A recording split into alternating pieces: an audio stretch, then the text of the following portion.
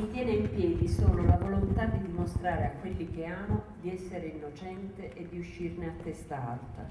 Ma è stato atroce, Francesca, uno schianto che non si può dire. Ancora oggi, a 6 giorni dall'arresto, chiuso in questa cella 16 bis, con altri 5 disperati, non so capacitarmi, trovare un perché, una ragione.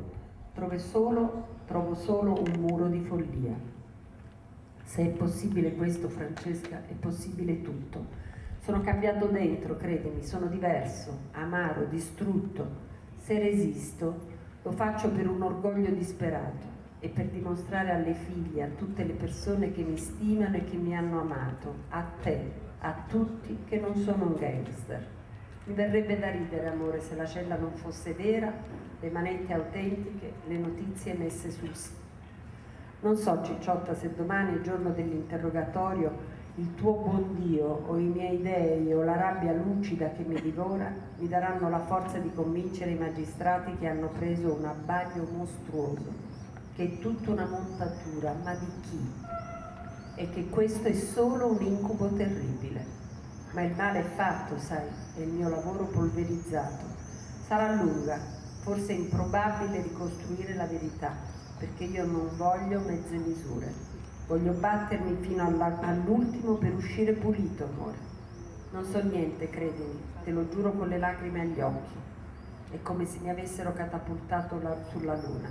Ora so che tutto è possibile. È come se mi avessero accusato di aver ucciso mia madre e dicessero di averne le prove.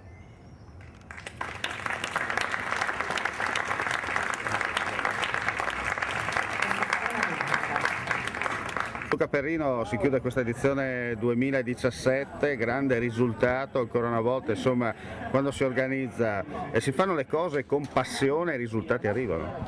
Ma giustamente, come hai detto tu, la passione è alla base di tutto, senza la passione non ci può essere un buon risultato. E quest'anno abbiamo visto che il risultato non è mancato. Rispetto alle edizioni precedenti abbiamo avuto molti più ospiti, molti più protagonisti di questa terza edizione e soprattutto molto più pubblico, che è la cosa principale per una manifestazione come questa. Noi dobbiamo portare pubblico, il nostro obiettivo è quello di portare pubblico e ce la facciamo proprio con la passione. Ecco, la gente, come hai sottolineato tu, ha risposto alla grande, anche perché la location si sposa, no? Questa piazza Francesco Giuseppe I, una sorta di agorà per il giornalismo.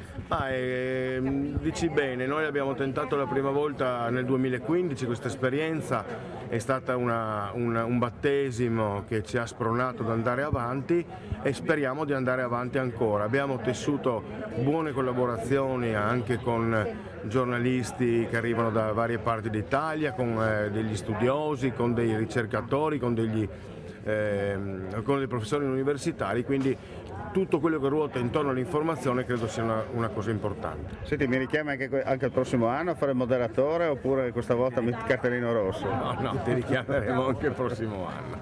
Grazie.